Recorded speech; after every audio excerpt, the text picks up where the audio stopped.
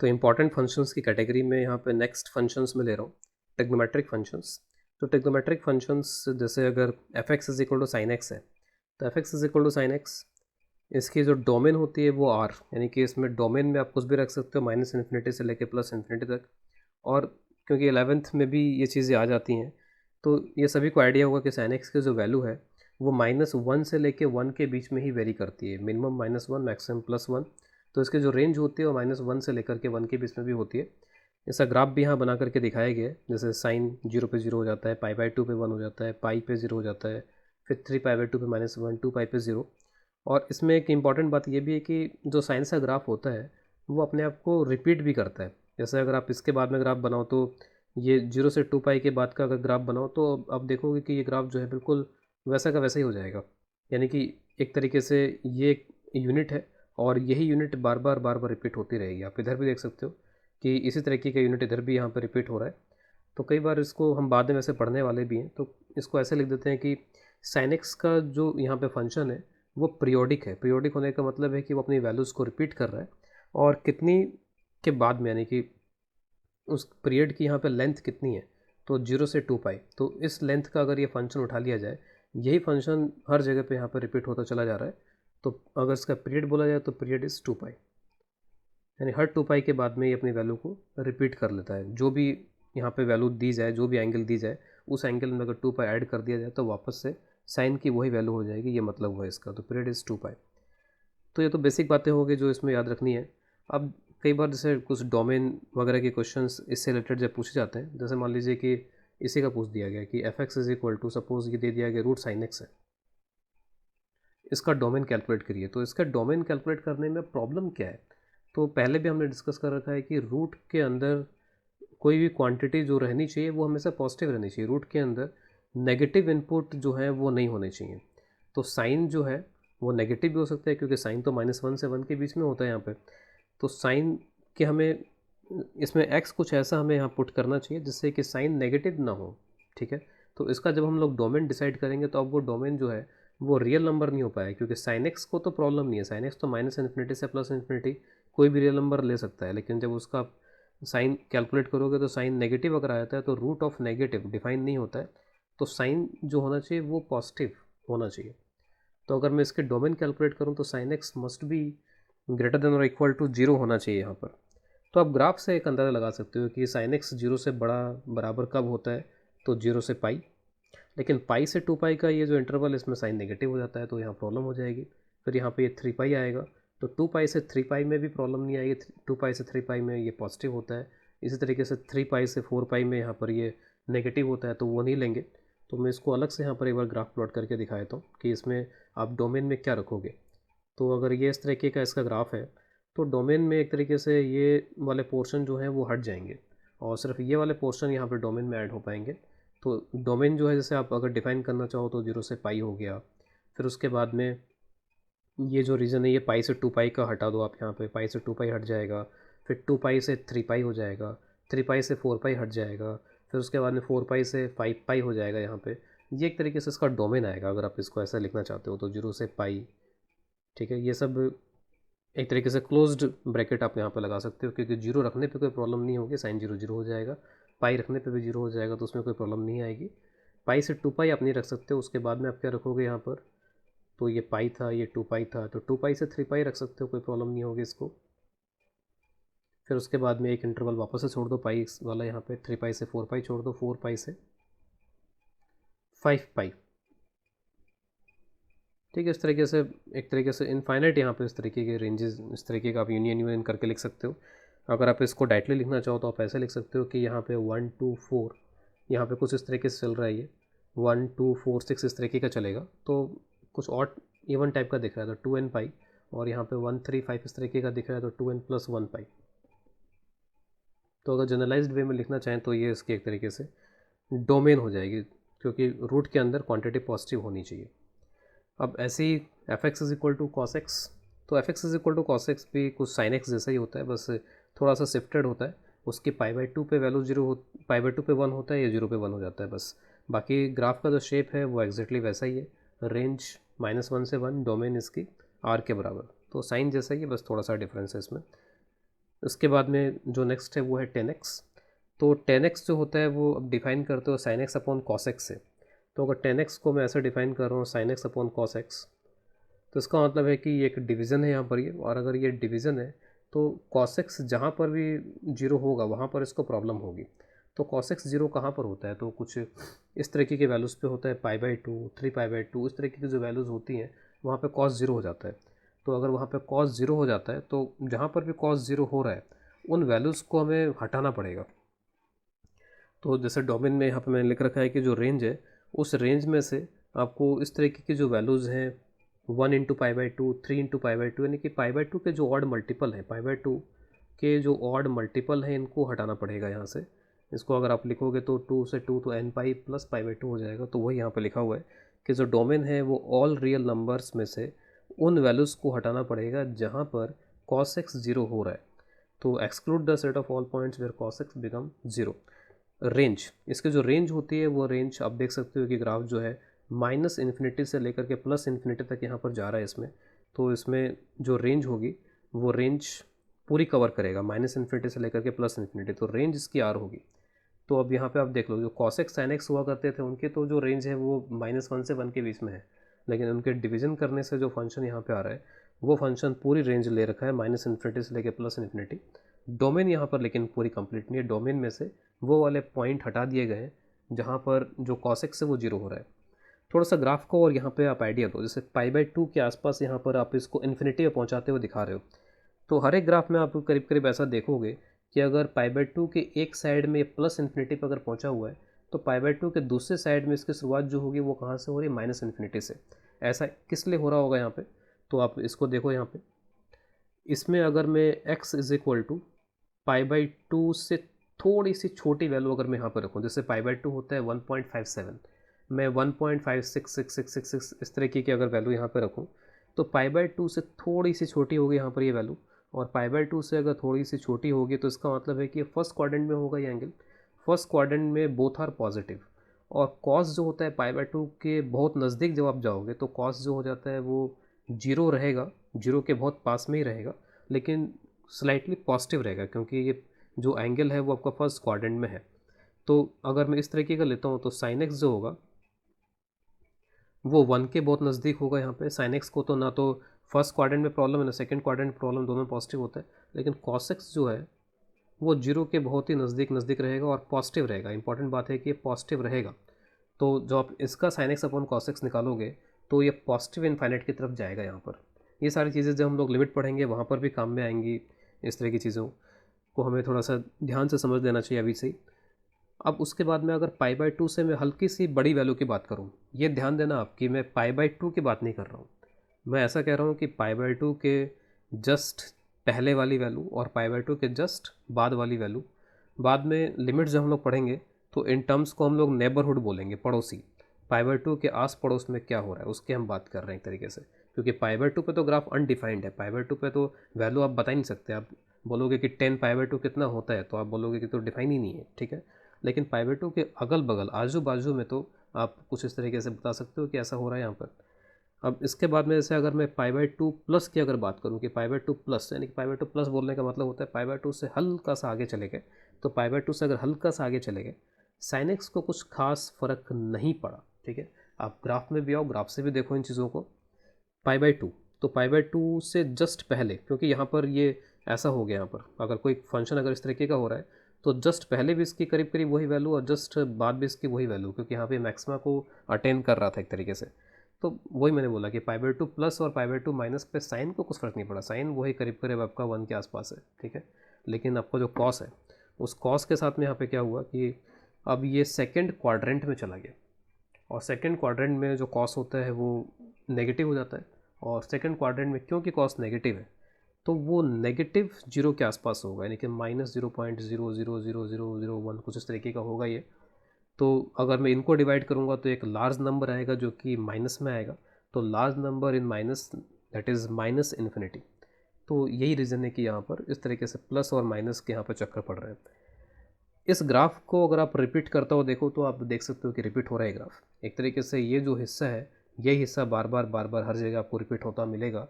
और रिपीटेशन की जो लेंथ है वो लेंथ कितनी है, कितने लेंथ में कितने एंगल में अपने आप को रिपीट कर रहे हैं यहाँ पर ये, तो ये रिपीट कर रहे हैं अपने आप को। आप लेंथ मेजर कर लो, ये लेंथ कितनी होगी -π/2 से +π/2 यानी कि पाई। तो बोला जाता है कि इसका जो पीरियड है वो पीरियड यहाँ पर पाई है। तो tan का जो पीरियड है वो पाई, साइन का पीरियड हो गया था 2 पाई, कॉस का जो पीरियड होगा वो साइन जैसा ही होगा, इसका पीरियड भी यहाँ पे कितना हो जाएगा 2 पाई। तो 10 जो होता है पाई ऐड करने के बाद में अपनी जो वैल्यू है उसको रिपीट कर लेता है। अब इसके बाद में आगे ले रहे हैं f(x) = cosec x। तो cosec जो होता है वो साइन का जस्ट उल्टा होता है, तो क्योंकि ये 1/sin x है, तो जहाँ पर भी साइन की वैल्यू 0 होगी वहाँ पे इसका प्रॉब्लम हो जाए, क्योंकि डिनोमिनेटर 0 नहीं होना चाहिए। तो जब भी हम इस तरीके का ये फंक्शन लिखते हैं जिसमें कुछ डिनोमिनेटर के अंदर होता है, तो डिनोमिनेटर की क्वांटिटी 0 नहीं होनी चाहिए। लेकिन साइन क्योंकि 0 होता है, और कहाँ पे 0 होता है, पाई पे, 2 पाई पे, 0 पे, 3 पाई पे, तो n पाई, अगर मैं उसको जनरलाइज्ड वे में बोलना चाहूँ तो n पाई बोलूँगा। तो डोमेन में से आपको वो पॉइंट हटाने पड़ेंगे जहाँ पे साइन 0 हो रहा है। तो डोमेन में से क्या हट जाएगा, फिर यहाँ पे रेंज में जो रियल नंबर्स है, रियल नंबर्स में से क्या हट जाएगा, यहाँ पर इसमें n पाई हट जाएगा। और n belongs to z। z जो वर्ड है यहाँ पे सिंबल, वो इंटीजर के लिए यूज़ होता है। तो n जो है वो किसको बिलोंग कर रहा है, इंटीजर को, n इज़ ए इंटीजर। तो इस तरीके का यहाँ पर इसका डोमेन होगा। और अब अगर आप रेंज निकालोगे तो रेंज में आप देख लो कि रेंज यानी कि साइन का उल्टा है जस्ट। जैसे साइन जो होता है, अगर मैं पॉजिटिव की बात करूँ तो 0 से 1, और नेगेटिव की बात करूँ तो -1 से 0। तो जैसे 0 से 1 में 1/2 आता है, 1/3 आता है, जब आप उसको उल्टा करोगे तो वो 2 हो जाएगा, 3 हो जाएगा। तो अगर एक क्वांटिटी लेस देन 1 है, उसको आप उल्टा करोगे तो क्या हो जाएगा, ग्रेटर देन 1 हो जाएगा। तो कुछ वैसे यहाँ पर हो रहा है।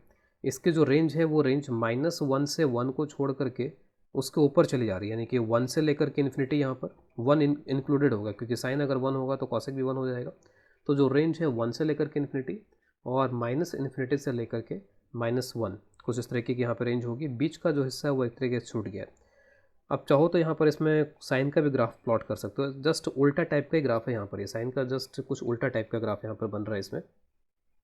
जैसे अगर आप ग्राफ बनाना चाहो साइन का, तो साइन का ग्राफ कुछ इस तरीके से चलता था इसके अंदर, इट गोज़ लाइक दिस। तो देखने में ऐसा लग रहा है कि जस्ट साइन का ही यहाँ पर उल्टा ग्राफ हो गया। और साइन अगर आप यहाँ बनाते हो तो साइन एक्स और कॉसेक एक्स के ग्राफ कहाँ पे एक दूसरे को टच करेंगे, जहाँ पे 1 - 1 की सिचुएशन आएगी, क्योंकि जब साइन 1 होता है तो कॉसेक भी 1 हो जाएगा, साइन -1 होता है तो कॉसेक भी -1 हो जाएगा यहाँ पे। बाकी आप इन्फिनिटी को टच करते हो देखो इसको, तो जैसे अभी हमने डिस्कस किया 10 के वाले केस में, तो वैसे यहाँ पर भी आप डिस्कस कर सकते हो कि 0 यहाँ पर, तो 0 के आजू बाजू में, 0 के जस्ट आगे पॉजिटिव इनफाइनाइट है, और 0 के जस्ट पहले ये नेगेटिव इनफाइनाइट है।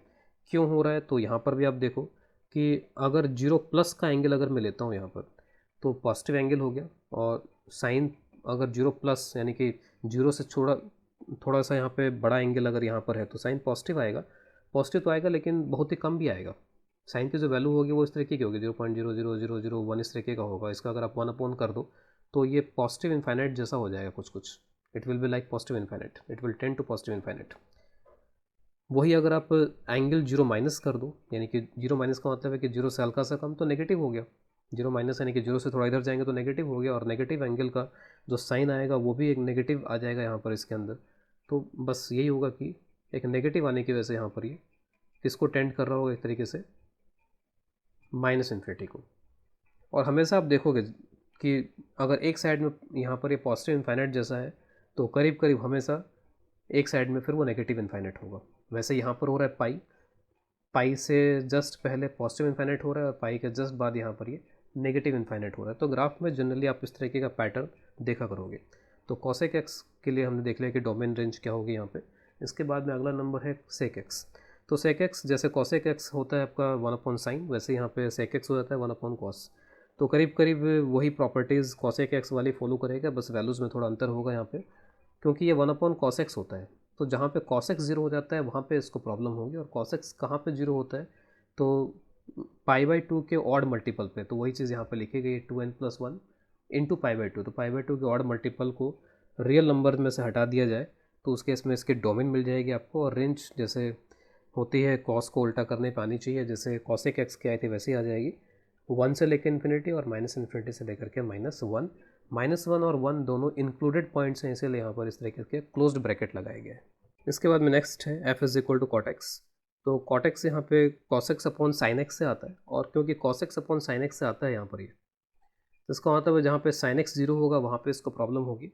तो साइन एक्स 0 कहाँ पर होता है, तो वही पाई, 2 पाई, 3 पाई, तो उसी को यहाँ पे जो भी रियल नंबर्स हैं उसमें से माइनस कर दिया गया, तो उससे इसकी डोमेन क्रिएट हो गई इसमें। रेंज इसकी भी माइनस इन्फिनिटी से प्लस इन्फिनिटी यानी कि आर के बराबर हो जाएगी। तो जैसे हमने 10 को डिस्कस किया था, कुछ उसी तरीके का है यहाँ पर ये। पाई बाई 2 पे 0 होगा क्योंकि साइन तो पाई बाई 2 पे 1 हो जाता है, लेकिन कॉस 0 हो जाता है, तो पाई बाई 2 पे इट विल बी 0। अगर इसका पीरियड देखा जाए तो यहाँ पर आप देख सकते हो कि ये जो इतना पार्ट है पाई तक का, यही चीज़ यहाँ पर बार बार रिपीट हो रही है, यही ग्राफ जो है बार बार बस उठा उठा के रख दिया गया उसको। तो अगर इसका पीरियड डिफाइन किया जाए तो पीरियड यहाँ पर इसका हो जाएगा पाई के बराबर। इसके बाद में नेक्स्ट टाइप ऑफ फंक्शंस हम ले रहे हैं आगे, एक्सपोनेंशियल फंक्शंस। तो एक्सपोनेंशियल फंक्शंस को कुछ इस तरीके से रिप्रेजेंट किया जाता है, y is equal to some number और रेस्ट टू पावर x।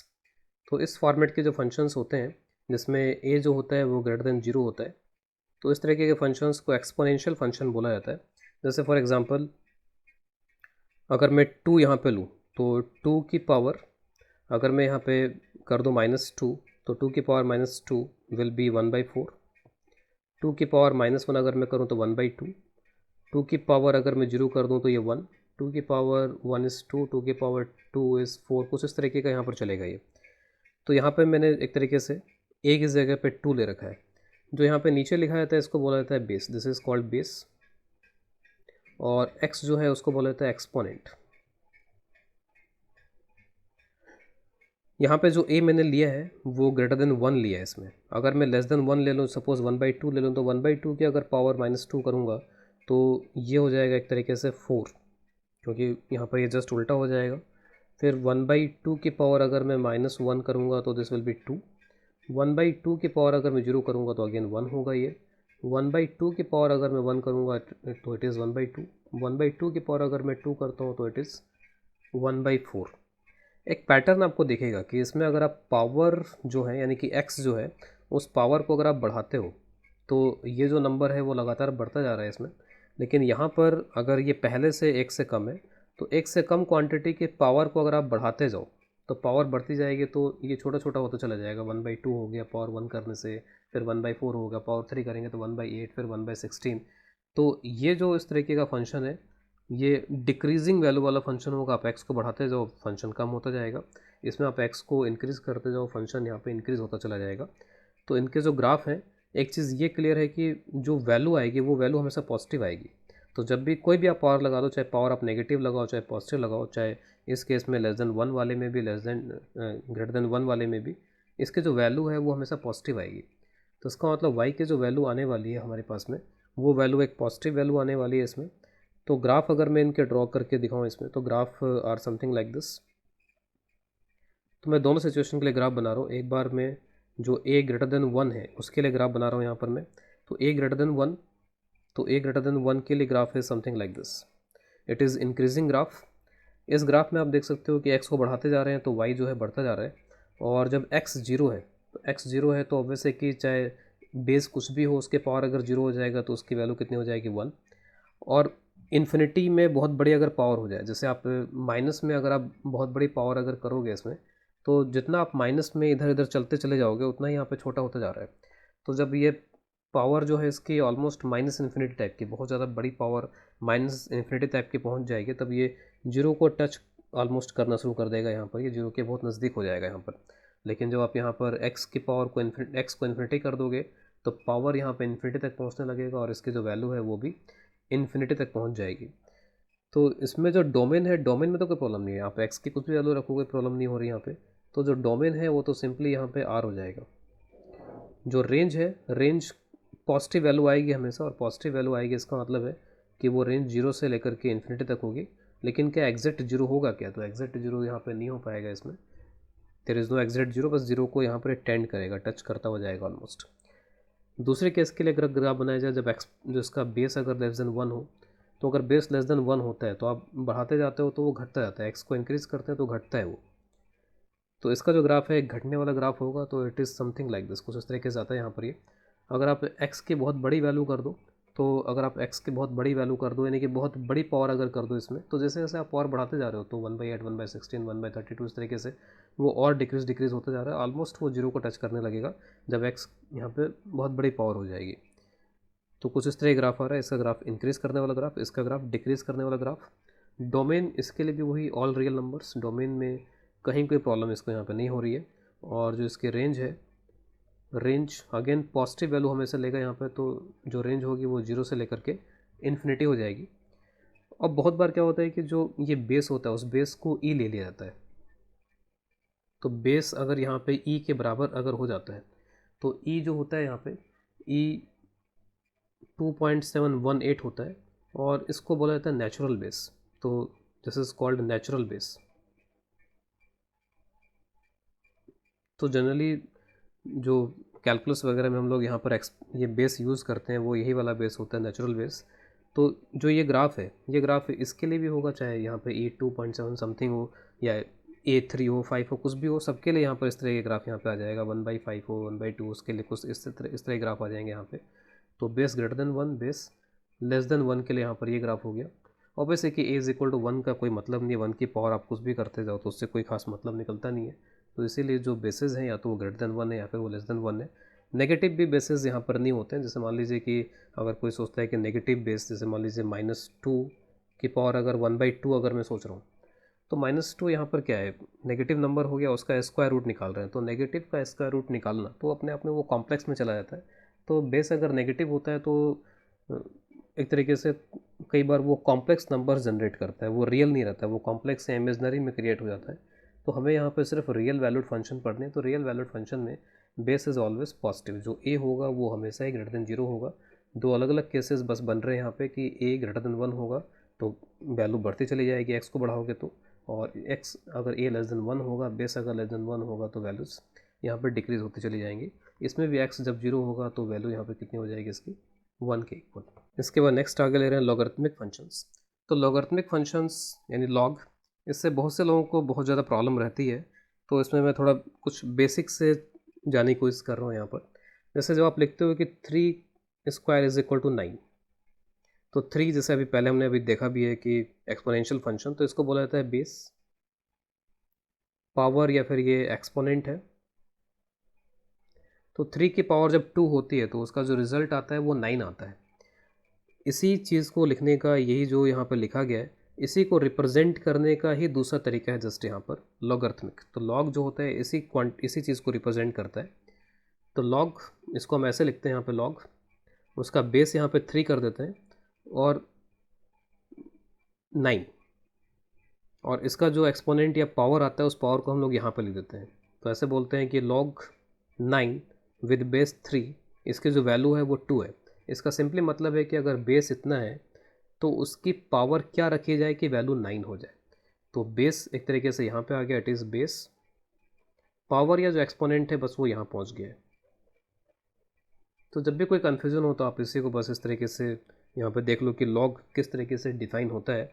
तो log is defined like this.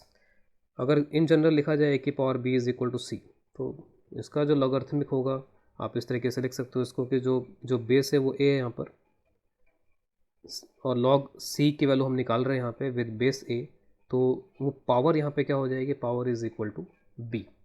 तो जिस तरीके से हम लोगों ने एक्सपोनेंशियल फंक्शन में देखा कि बेस जो है वो नेगेटिव नहीं लेते हम लोग, और उसके साथ साथ वो ग्रेटर देन 0 होना चाहिए, नेगेटिव नहीं होना चाहिए, ग्रेटर देन 0 होना चाहिए, और उसके साथ साथ वो 1 के बराबर भी नहीं होना चाहिए। तो वही बात यहाँ पर होगी कि जब मैं इस तरीके का एक फंक्शन डिफाइन करूँगा y = some log with base ax, तो इसमें भी हम यही बोलेंगे कि यहाँ पर ये जो भी है इसमें इसका बेस, वो बेस जो होना चाहिए वो ग्रेटर देन 0 होना चाहिए, base must be greater than 0, और जो बेस है वो 1 के बराबर यहाँ पर नहीं होना चाहिए।